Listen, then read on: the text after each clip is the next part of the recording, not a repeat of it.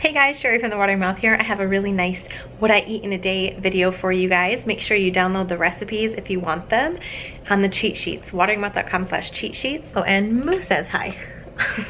These recipes all follow the Eat to Live Nutritarian diet. Healthy, whole foods, plant-based, amazing stuff. Hope you guys love it. Here's what we're having for the day.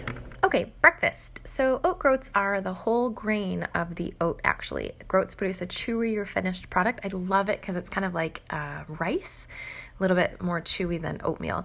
They can be cooked with different methods, and we are actually going to make them with the Instant Pot today. You can totally make them on the stove, just follow the package directions.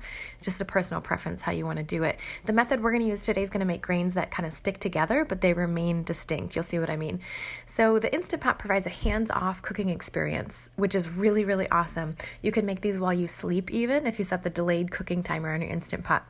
Okay, so if you're the kind who prefers a savory start to your day, this recipe is for you. You'll be getting in some good cruciferous veggies in with your groats. This recipe just might inspire you to incorporate veggies in your breakfast more often. Hint, hint. So I start with 1 cup of oat groats in the Instant Pot, then add 2 cups of boiling water.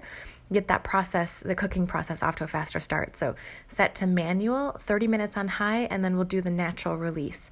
The whole process takes an hour, so you could totally do this overnight to save some time in the morning. While this cooks, I'll show you how to make riced cauliflower in the food processor. So trim and chop a small head of cauliflower. I'm going to use about a half a head here. Start off with 2 cups of florets-ish. Pour these into the food processor with the S blade and then process until it's all into like really tiny pieces. You can use this method whenever you have a recipe that calls for cauliflower rice. You can buy the frozen too. Just watch to make sure that it doesn't have any added salt, because sometimes they do. And then also note that sometimes fresh cauliflower rice you can get at the produce section, it spoils really quickly. So make sure you use it really fast or make your own with like a whole head of cauliflower like this. So when the pressure is released, open the lid, stir the riced cauliflower and kale, replace the lid, and allow the kale to wilt as long as you like. You'll have enough for 3 servings. Take out 1/3 of the mixture, place it in a bowl, top with low sodium salsa, yum, some pre-cooked or canned pinto beans, a few chunks of avocado, and oh my gosh, enjoy your breakfast. This recipe would make a perfect meal anytime, not just for breakfast, but what an awesome way to incorporate your veggies in your breakfast, right? Okay, lunch, true to form, is a salad larger than your head, like we always do. Chopping the greens is totally a game changer for making a tasty, juicy, easier to crunch salad. Get lots more on your spoon that way. And mushrooms are an integral part of the G-bombs on the Eat to Live lifestyle, so I'm going to show you a simple way to cook your mushrooms. So you have your already cut mushrooms, rinse them off if you want to. Place them on a silpat or parchment paper and bake them at 350 for 10 minutes. They will be juicy and perfect to throw in salads for the week. I always love to do this and just do a bunch of them at a time so they're all ready to go. Then go take your salad greens. I start with washed leaves of a medium romaine heart. Add about 1 cup of slaw, which is just chopped white and red cabbage with carrot shreds from Trader Joe's, and you can totally make this yourself. 2 cups of baby lettuce and just chop. Just keep chopping. Keep rotating your greens for salad. I used a shallot today. It's totally an underutilized member of the onion family. It's oniony and it's got a slight garlic flavor. They really add some depth to the salad. For a pop of sweetness, do 1 cup of blueberries to get your G-bombs in and 1 chopped plum. Top with raw unsalted sunflower seeds. And then you can use Napa Valley Naturals Grand Reserve Drizzle. I really love this. You can use really any kind of vinegar that you like, and 1 ingredient tahini. Yum!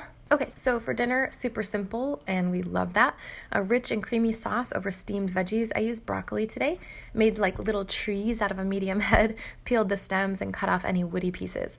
Steam them over boiling water for about 5 minutes. And then you'll probably want to stop that cooking so they don't get, too cooked. Just run them under some cold water. Okay, so for the sauce, in a small blender container, you're gonna add the water, the pepper, which you can use roasted red pepper if you want, but you can also just use raw red pepper, cashews, nutritional yeast, onion powder, garlic powder, the turmeric, and then a few twists of freshly ground black pepper and nutmeg, and then a dash of smoked paprika.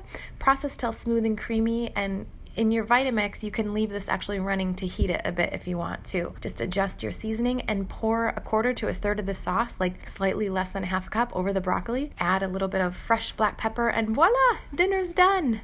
Don't those look awesome? I love these recipes, and I know you guys are too.